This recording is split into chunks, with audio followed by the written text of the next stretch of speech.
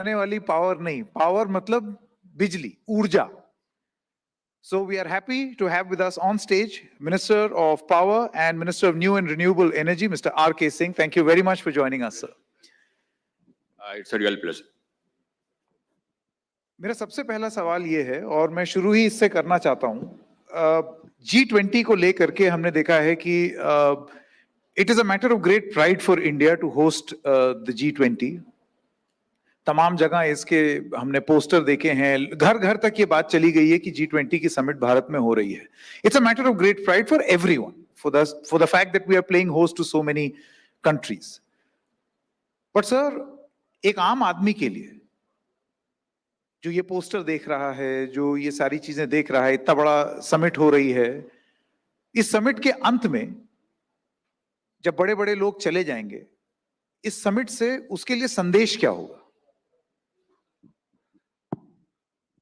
G20 summit में जैसे कि अन्य मल्टीलैटरल फोरम में होता है, कॉन्फ्रेंस ऑफ पार्टीज इत्यादि में होता है, या G7 में होता है, वो देश और दुनिया के भविष्य की एक ट्रेजेक्टरी क्या हो, भविष्य के लिए रास्ता क्या हो, इस पर बातचीत होती है कि what should be the path which the different countries the world should take looking at the challenges before it, and that determines actually that impacts everyday lives. जैसे कि मैं अपने क्षेत्र को ले लूं, ऊर्जा को, बिजली को, ऊर्जा को, तो ऊर्जा किस प्रकार का हो यह हर एक आदमी को इम्पैक्ट करता है. It impacts every person, because everybody uses energy. Everybody uses energy. Whether that energy comes from fossil fuels or non-fossil fuels is a question which has an impact on what your cost of electricity will be. That is a question on what it is going to have an impact on the availability of energy. So that is how vital these discussions are, either here or in the Conference of Parties under the United Nations Framework Convention on Climate Change. So we discuss and debate the future of the world, what the world needs to do in the circumstances which are prevailing. Now, the circumstances which are prevailing are, number one, that climate is, you have climate change. The environment is in peril. This is something which is accepted all over the world. Now, there are very few naysayers who say that global warming is a myth. There used to be a time when you had people saying that, people in high positions saying that global warming is a myth. No more. And the world feels that, you have to have an energy transition in order to meet that, in order to stop or delay global warming or stop it. And that impacts everybody. वो सबको प्रभावित करता है कि हम किस तरह से एनर्जी बनाते हैं. अब जैसे मैं बता दूं, अगर आज आप कहेंगे कि फॉसिल फ्यूल बिल्कुल रुक जाए तो 24 घंटे बिजली मिलने में कठिनाई होगी, इसलिए कि रिन्यूएबल एनर्जी दिन में है जबकि सूरज है. When the sun shines, you can make solar. When the wind blows, and the sun shines only during the day, it doesn't shine at night. And when the wind does not blow, you don't have energy. So you need storage. Now, storage is expensive. And the world has not addressed it. The developed world, I have a grouse with the developed world, right? They've been talking about how important it is to stop global warming and how important climate change is, but they did nothing about it. So storage is absolutely essential if you want round-the-clock renewable energy. And today the price of storage is, I had a bid of 1,000 megawatt hours. It was one of the largest bids in the world. And the price came to 10 rupees per kilowatt hour. Whereas my renewable energy cost is 2 rupees 60 paise per kilowatt hour. So you get 1 unit of energy for 2 rupees 60 paise. To store it for 1 hour, you need to pay 10 rupees. So the total cost comes to 12 rupees 60 paise. Now that's just not viable. So you have to add volumes for storage. Now we are doing that. But if the developed world had started doing this when they had started talking about the climate, then today we would not have had such a situation. So actually, whatever we discuss has implications for the common man. It has implications for the rate of growth of the country. Because you can't have growth without energy. I mean, there won't be any industry without energy. Your ventilators, your lifts, nothing will run without electricity. And therefore, energy security is the most important thing. Now, I'll tell you one thing, that what we have done is that we have emerged as a country whose rate of transition is one of the fastest in the world. Our rate of renewable energy capacity addition is the fastest in the world, not one of, but is the fastest in the world.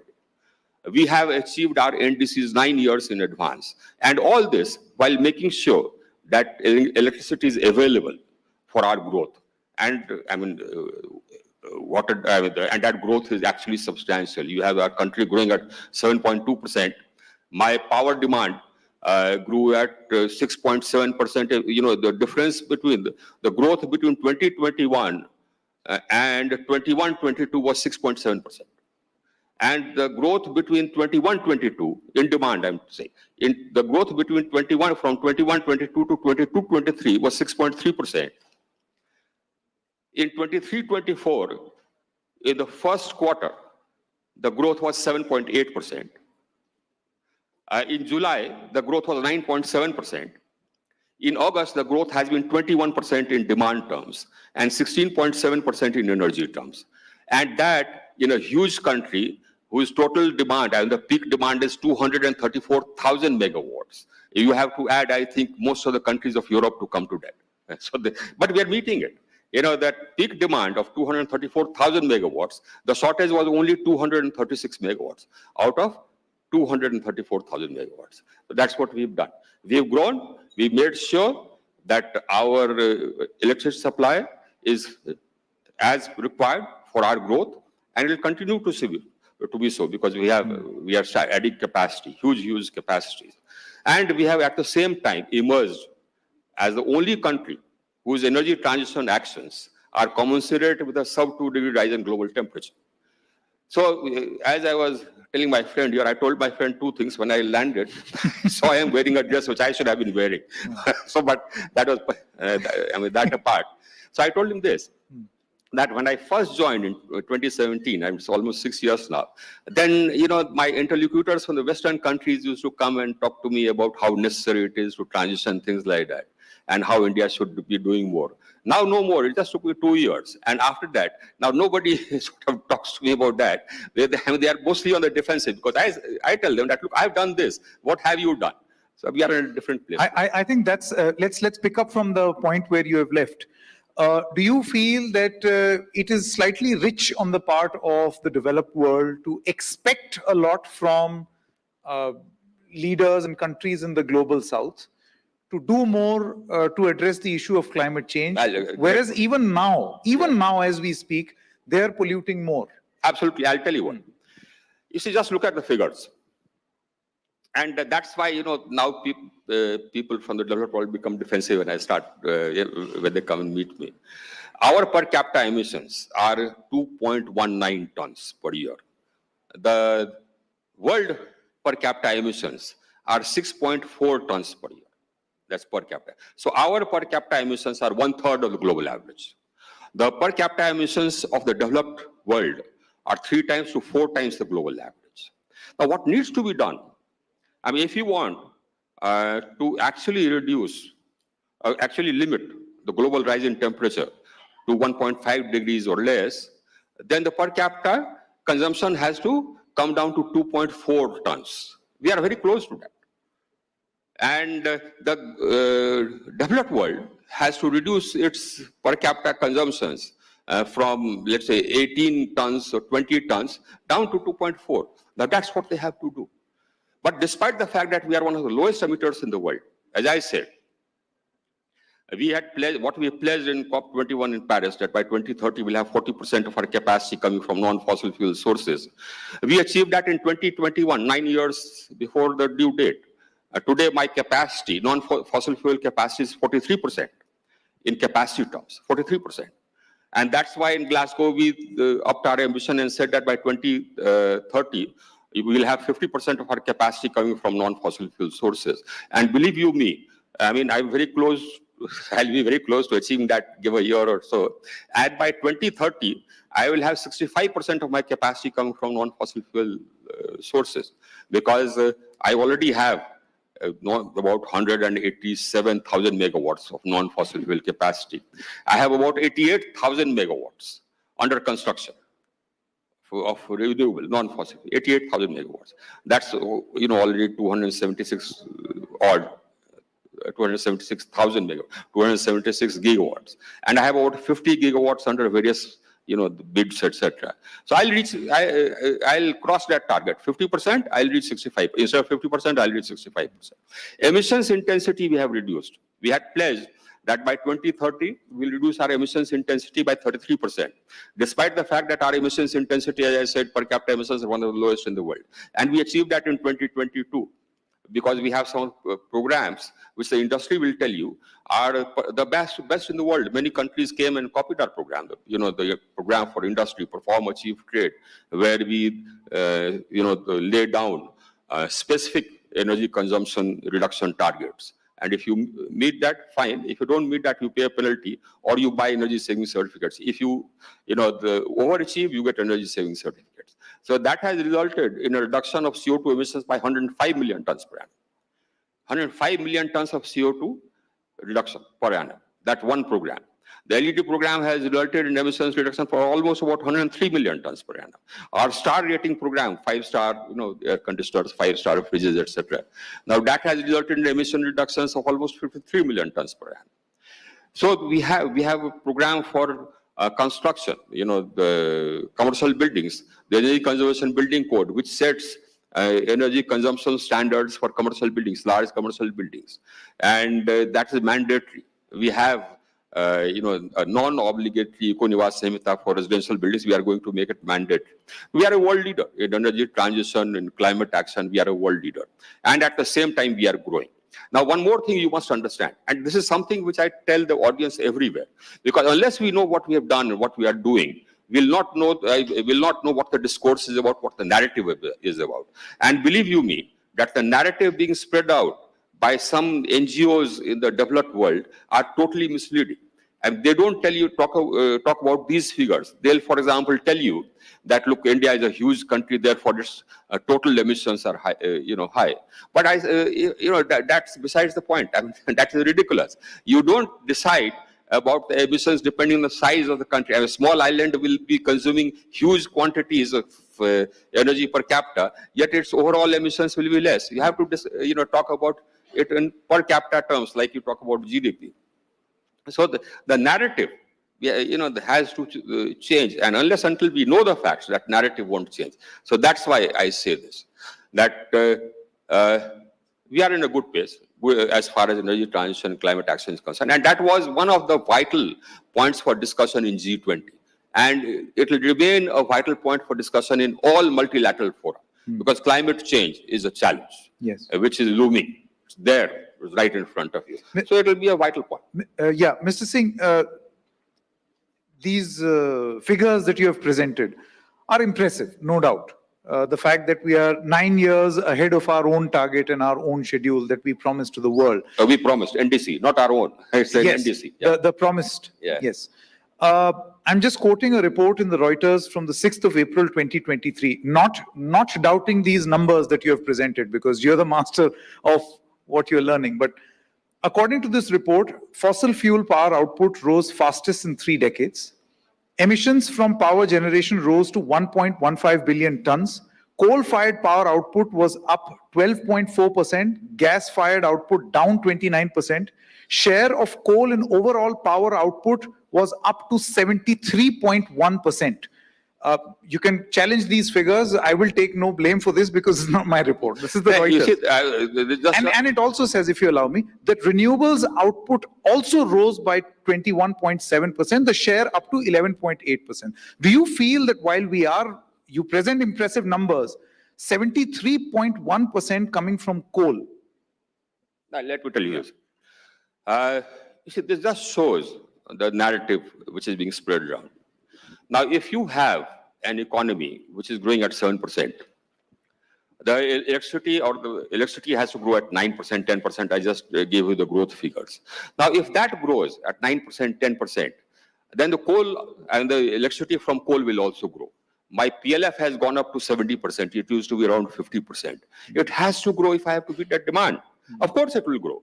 But the point is that our renewable energy capacity is growing faster.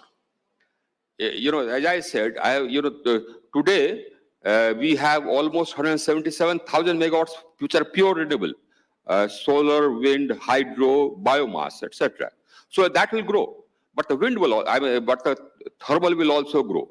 Now the thermal will grow because as I said, the sun does not shine at night, the wind does not blow at times, so you have to rely on thermal unless the battery becomes cheaper. And we are talking about a country which is going to grow, keep growing, and it needs energy. And they are talking about countries which have reached, almost the pinnacle of their growth. They are developed countries. So that the paradigm has to shift. That narrative has to change. You must realize one thing. And some figures are wrong. For example, today. And his figures also don't add up, let me tell you. You have 73% coming from fossil, not coal. Okay. So the the correspondent who wrote that, he didn't which know, is why I said, he didn't know what he was talking about. So I attributed. So he didn't know what he was talking about. I mean, the Reuters correspondents can also be ignorant. You see, you must get rid of this mentality, that if it is a Western-based source, so it must be sacrosanct. I will place these figures in doubt. Listen to me, and that whatever they say is sacrosanct. Forget it. That's not so. For example, I'll tell you. Actually, let me first answer this. So my total fossil fuel energy is 73%. But that is not only coal. That also includes gas. I have about 24,000 megawatts of gas-based capacity. And my non-fossil fuel energy is in the region, varies day to day depending on the wind, etc., or the sun, about 24%. So the electricity which you see, 24% of that is already renewable. Now tell me what? And 43% of my capacity, 43.5% of my capacity is already non-fossil. Now tell me what? I have increased my renewable energy capacity by 2.5 times in 9 years. Now tell me any country which has done that. And all these figures are there. So tell your Reuters chap to remove his dark box and look at the figures. And one more thing I'll tell you. I will meet the requirement of energy for my growth. Why? I have a right to grow. And till so long as battery storage is not viable, and it is not, as I said, I had one of the largest bids in the world, and tell me which other country has that 1,000 megawatt hours, and another bid of 3,000 megawatt hours of pumped storage, which came to time the lithium ion bid came to 10 rupees per kilowatt hour. The pump storage came to about 5 rupees per kilowatt hour. Unless and until that goes down, I will have to rely on fossil fuels. And I'm talking about, and stop talking about coal, talk about fossil fuels. You see, that is the grouse I have with these developed countries. I mean, the hypocrisy is amazing. You see, they talk about coal. They don't talk about the fact that, you have gas, which is also fossil, that also gives out carbon dioxide in huge and copious quantities when you burn it. Right. They don't talk about shale, which gives out, the carbon dioxide in copious quantities when you burn it. And the shale gives out carbon dioxide, which is equivalent to to coal. But they don't talk about that. So somehow or the other, they smuggled in a line in COP26 in Glasgow about, the phasing down coal. Thereafter, I was not there, whichever meeting I attended, I said, don't talk about coal, talk about all fossil fuels. You phase down, I have coal, I burn coal. You have gas, you burn gas. You phase down fossil fuels, I agree to phase down fossil fuels. And right now, as I said, I have about 73%, 43% is from non-fossil, so I have about 57% capacity-wise coming from coal and gas. That will come down to 33% by 35% by 2030. So that's fast enough. Let me ask you this question, Mr. Singh. You see, according to this PIB article on the 3rd of August 2022, it talks about the Panchamrit of India's climate action, right? This includes net zero by 2070, cumulative electric power capacity from non-fossil fuel sources, 40%. You have addressed some of these things. 50%, yes.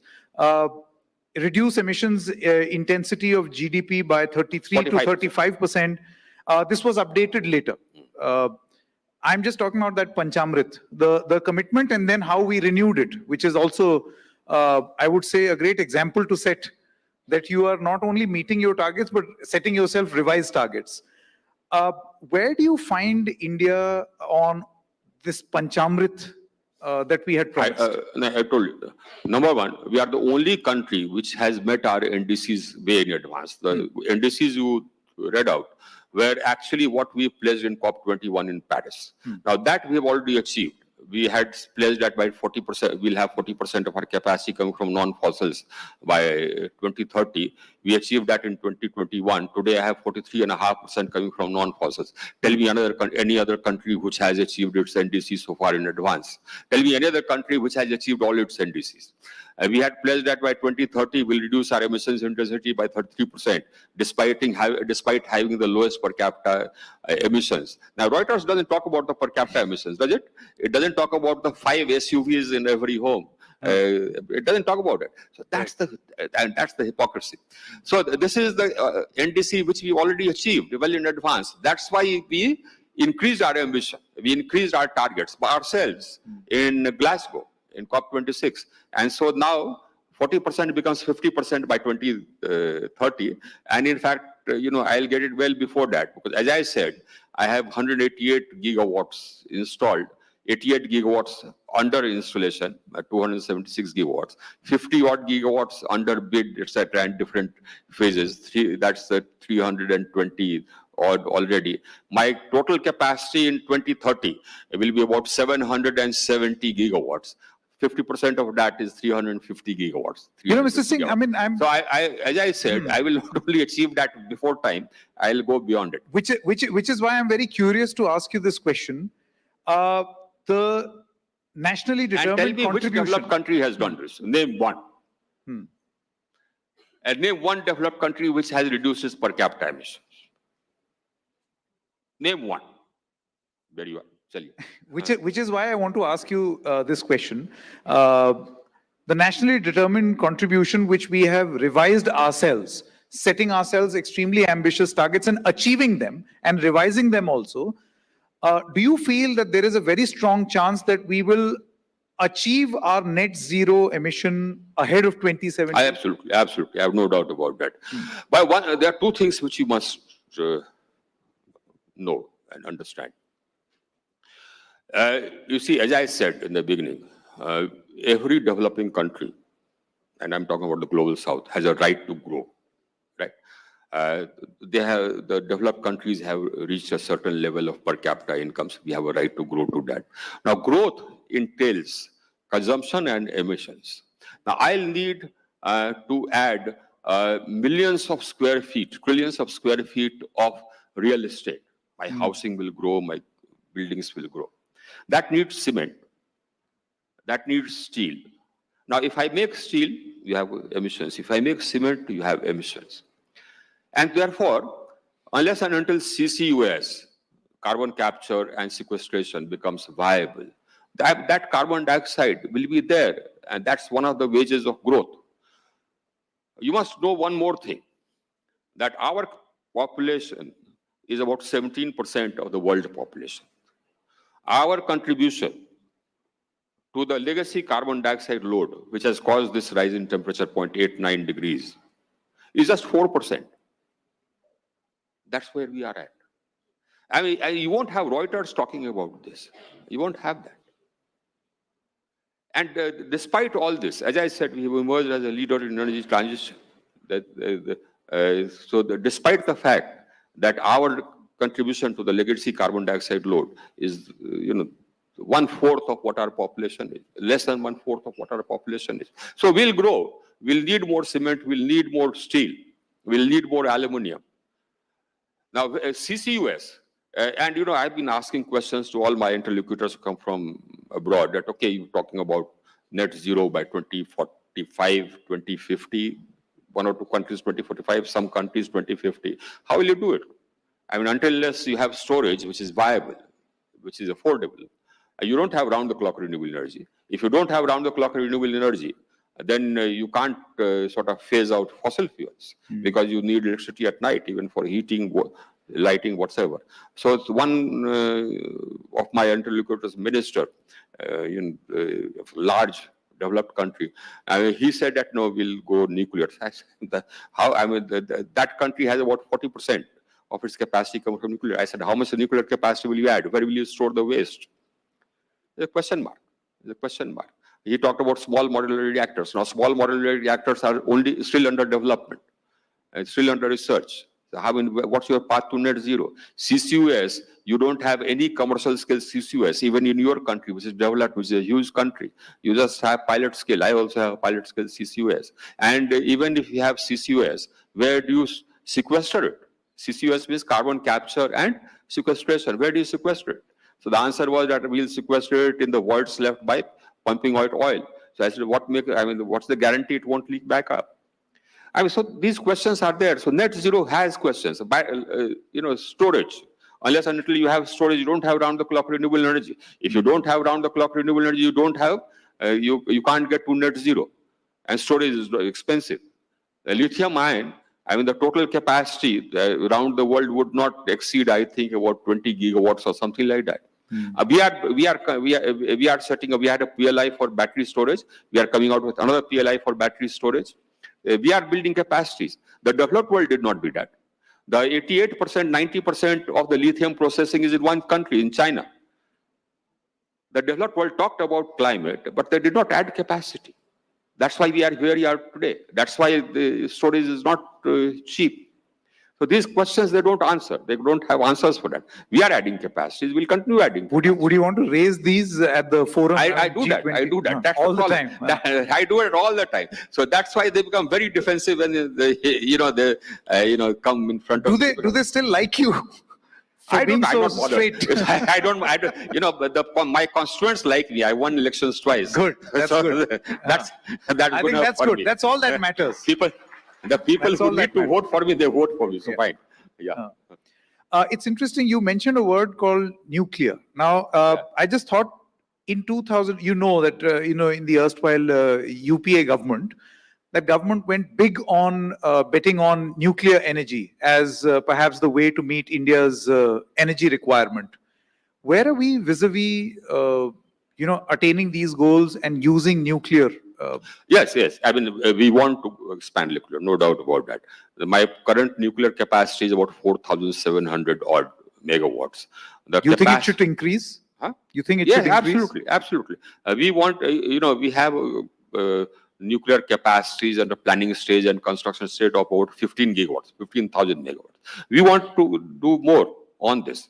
But we have to keep that in mind, the safety aspects. So that is something. But we are nowhere near where the developed countries are. I mean, you have France, which has almost 55% of its capacity of its energy coming from nuclear. As you have another large country in the United States, I think almost 40% of its capacity is coming from nuclear.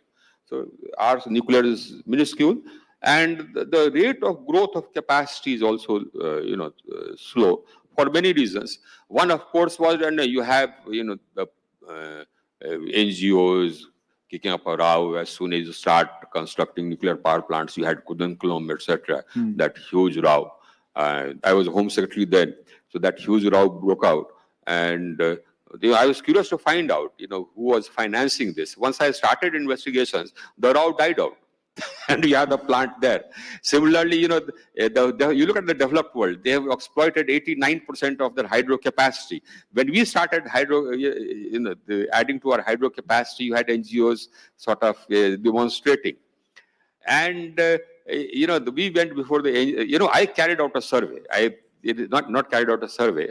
I actually engaged an IIT to carry out a survey, independently of the impact of hydro projects on environment. And the results they are totally different from what has been portrayed. That survey report I have released, in fact, I'll send that to you. The survey found that wherever hydro projects have been constructed, the incidence of landslides has decreased. It's not increased, it has decreased. Now that's news, yes, Mr. Singh. It found that the environment around that project improved. The water retention capacity, the flora, the fauna has improved. No, Mr. Singh, many environmentalists will not agree with you because many environmentalists. It's research. It's not my data. And research by an IIT, and the figures are there for everyone to see, and we have released it openly. So let anybody, till now, nobody has come up with figures. That's very interesting. Yeah. I think this report should be seen, reported on, and perhaps, Please.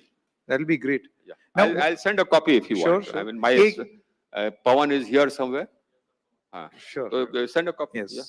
We'll wait for Pawan ji to send it. In the meanwhile, एक सवाल मैं हिंदी में आपसे इसलिए पूछना चाहता हूं क्योंकि गुजरात चुनाव के दौरान जब हम वहां गए तो वहां लोगों के घर में जो हो रहा था वो देख करके बहुत इंटरेस्ट आया और वो इसलिए आया क्योंकि वहां पर लोग ये कह रहे थे कि हम बिजली सिर्फ ग्रिड से ले ही नहीं रहे हैं, एक ऐसा सिस्टम है यहाँ पर क्योंकि हमने अपनी एक सोलर पैनल लगाया हुआ है तो हम ग्रिड को कंट्रीब्यूट भी कर रहे हैं और वो प्लस और माइनस हो करके कभी कभार वो कहते हैं हमको पैसा आता है, एकदम आता है, पैसा देने बिजली का बिल देने के बजाय हमको बिजली की कंपनी पैसा देती है, एकदम so we are contributing to the grid. एकदम आता है। How hopeful are you कि ये मॉडल पूरे देश में लागू हो जाए क्योंकि हम दिन में तो कम से कम बहुत ही धूप रहती है, रोशनी रहती है। नहीं, देखिए, हम आशाओं में विश्वास नहीं करते, हम तो विश्वास करते हैं करने में। हमने एक नियम बना दिया, नियम है, नियम यह है कि हमने उस नियम का नाम हमने रखा है राइट्स ऑफ प्रोस्यूमर्स, यानी कि कंज्यूमर होता है उपभोक्ता, प्रोस्यूमर होता है जो कि प्रोड्यूस भी करता है, बिजली पैदा भी करता है और कंज्यूम भी करता है, यानी कि अपने रूफ पर सोलर रूफटॉप लगाता है। उसका हमने एक नियम बना दिया है कि कोई भी व्यक्ति कह सकता है कि हमको अपने छत पर सोलर चाहिए और सोलर लगाने का उसको अधिकार है। डिस्ट्रीब्यूशन कंपनी, जो वितरण कंपनी है, उसमें आपत्ति नहीं कर सकती है और आप लगाएं 3 किलोवाट तक, जो भी उसका खर्च आएगा उसका 40% मैं दूंगा, भारत सरकार देगी। हमने पहले तो होता था कि हम राज्यों को कैपेसिटी देते थे और उनको कहते थे कि आप लगवाइए, उसके बाद वो तो हम करते ही हैं, उसके बाद फिर हमने एक पूरा वेबसाइट बना दिया। आप कहीं भी देश में कहीं भी हो, आप उस वेबसाइट पर जाएं, आप उसमें अपने घर का पता होता है इंडिकेट कर दें उसको और आ जाएगा कि हमको सोलर लगाना है कितना किलोवाट का। इंसिडेंटली मैं बता दूं, 3 किलोवाट तक 40% हम देते हैं सब्सिडी, और 3 किलोवाट से लेकर के 10 किलोवाट तक 20% हम देते हैं। तो उसमें प्रथम 3 किलोवाट के लिए 40% दे देंगे, अब बाकी 7 किलोवाट के लिए हम 20% देंगे और ये नेट मीटरिंग होगा। नेट मीटरिंग का मतलब है 500 किलोवाट तक। नेट मीटरिंग का मतलब ये है कि अगर आपका कंजम्पशन है सपोज 200 यूनिट है तो आप 200 यूनिट वाले ब्रैकेट में हैं और आपके सोलर जो पैनल है उसने प्रोड्यूस किया, ये करीब 150 यूनिट प्रोड्यूस किया, तो आपको पेमेंट करना होगा सिर्फ 50 यूनिट के लिए, और वो 50 यूनिट पेमेंट करना होगा वो लोअर रेट पर, क्योंकि आप उस ब्रैकेट में आ जाएंगे, तो आपको बहुत सारा ये गेन होगा, बेनिफिट होगा। तो डिस्ट्रीब्यूशन कंपनियां नहीं चाहती थी इसको, इसीलिए हमने नियम बना दिया। ये आपका अधिकार है, वेबसाइट है, एक तो ये स्टेट्स करती हैं, हमने टेंडर करने का स्टेट्स को कर दिया है, अब वो कर भी रही हैं, लेकिन वेबसाइट पर जाएं, अपना इंटीग्रेटर चुने कि हाँ साहब, सो हमको फलाना कंपनी चाहिए इंटीग्रेटर, वो आकर करके सर्वे कर देगा और आपको बता देगा कितना किलोवाट लगेगा, आप ओके कर दीजिए, आकर के लगा देगा और ये अपलोड आप कर दीजिए कि लग गया, तो आपके अकाउंट में पैसा सब्सिडी का पैसा। मतलब सिंह साहब, ये कोई भी कर सकता है, ये कोई भी कर सकता है। अब कोई बैंक अगर लोन नहीं देती है आपको तो हमको बताएं, क्योंकि सभी बैंकर्स को बैठा करके हमने उनको तैयार कराया है कि आप फंडिंग करेंगे, financing. I think this is a great point on consumer awareness where you can actually not just consume power but be a producer of power also. और ये हम होर्डिंग अब इंडिया में सब जगह लगाने वाले। वैसे तो सब जगह लगाने के लिए मैंने अपने मंत्रालय को कहा कम से कम 6 महीना पहले, तो अभी तक लग ही रहा है, मैं उसको फिर चेंज कर रहा हूं। आपने अपने मंत्रालय की क्लास ले ली। Mr. R.K. Singh, thank you so much for your time. Thank you. Thank you.